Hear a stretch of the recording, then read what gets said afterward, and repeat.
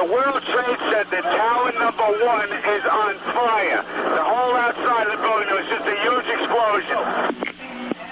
10-4, all companies stand by at this time.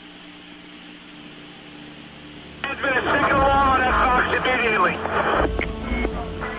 For many Americans, 9/11/2001 was the beginning of terrorism and the threat from the Nation of Islam. But it all started thousands of years ago. It is important to start at the beginning with Abraham and Sarah. God promised them a son, but they grew impatient, and Sarah asked Abraham to lay with her Egyptian maid Hagar so that she may have children through her. He did, and the son she bore him was named Ishmael, and his descendants are the Arabs of today. When Abraham was 99 years old, God appeared to him and made a covenant with Abraham. God promised them a son, and his name will be Isaac, and he will be the heir of the everlasting covenant. The chosen ones of pure blood, the Israelites, Jews of today. We know this by Scripture. The battle of who is the firstborn still goes on today and will never end until Judgment Day.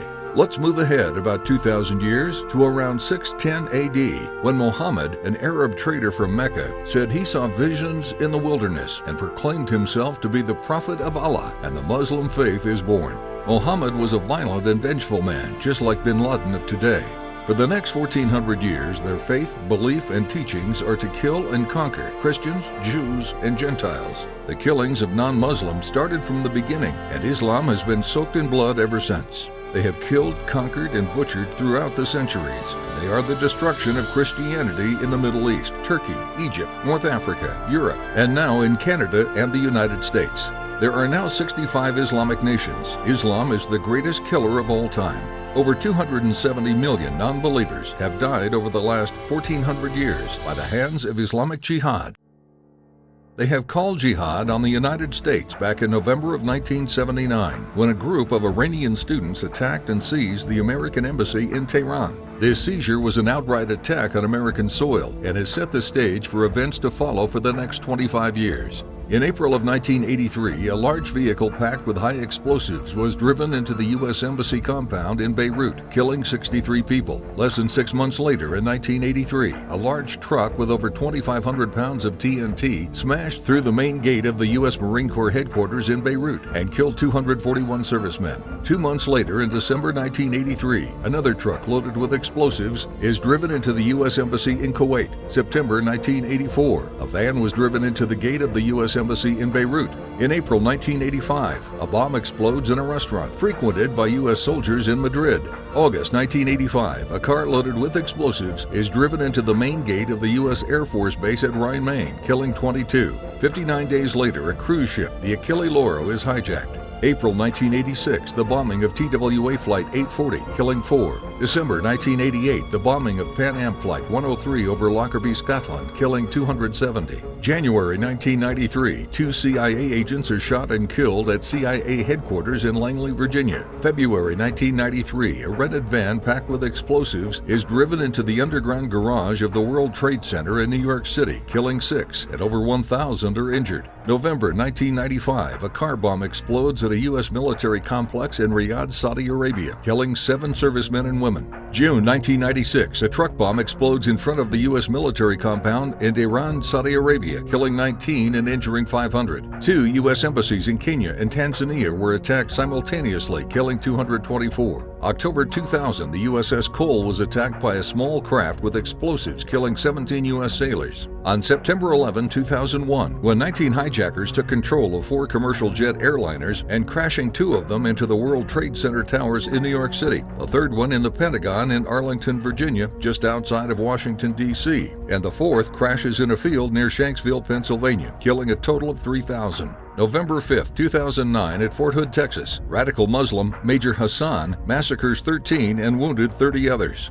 It is impossible to be a Muslim and love the United States of America, but if you do, then you are not a true Muslim. According to research, in order for a culture to maintain itself for more than 25 years, there must be a fertility rate of 2.11 children per family. With anything less, the culture will decline. Historically, no culture has ever reversed a 1.9 fertility rate. A rate of 1.3 impossible to reverse because it would take 80 to 100 years to correct itself, and there is no economic culture that can sustain itself during that time. In other words, if two sets of parents each have one child, there is half as many children as parents. And if those children have one child, then there is 1/4 as many grandchildren as grandparents. If only 1 million babies are born in 2010, it would be hard to have 2 million adults enter the workforce in 2030. As the population shrinks, so does the culture. As of 2010, the fertility rate in France, 1.8, England, 1.6, Greece, 1.3, Germany, 1.3, Italy, 1.2, Spain, 1.1. Across the entire European Union of 31 countries, the fertility rate is a mere 1.4. Historical research tells us these numbers are impossible to reverse. In a matter of years, Europe as we know it will cease to exist. Yet the population of Europe is not declining. Why? Islamic immigration. Of all population growth in Europe since 1990, 90% has been Islamic immigration. France fertility rate 1.8 per family. Muslim fertility rate per family 8.1. In southern France, traditionally one of the most populated church regions in the world, there are now more mosques than churches. In just 37 years, France will be an Islamic republic. In the last 30 years, the Muslim population of Great Britain rose from 82,000 to 2.5 million, a 30-fold increase. There are over 1,000 mosques, many of them former churches.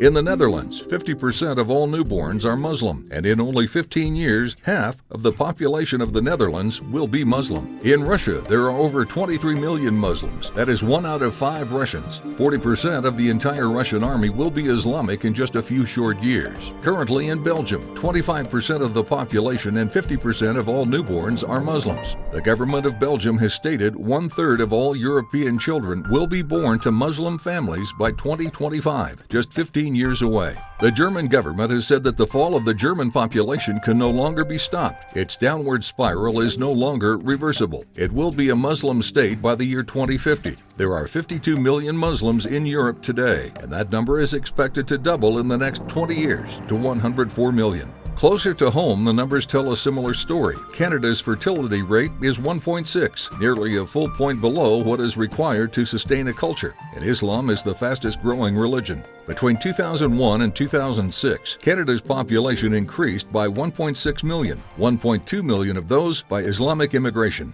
In the United States, the current fertility rate of American citizens is 1.6. With the influx of Latino nations, the rate increases to 2.11. The bare minimum required to sustain a culture.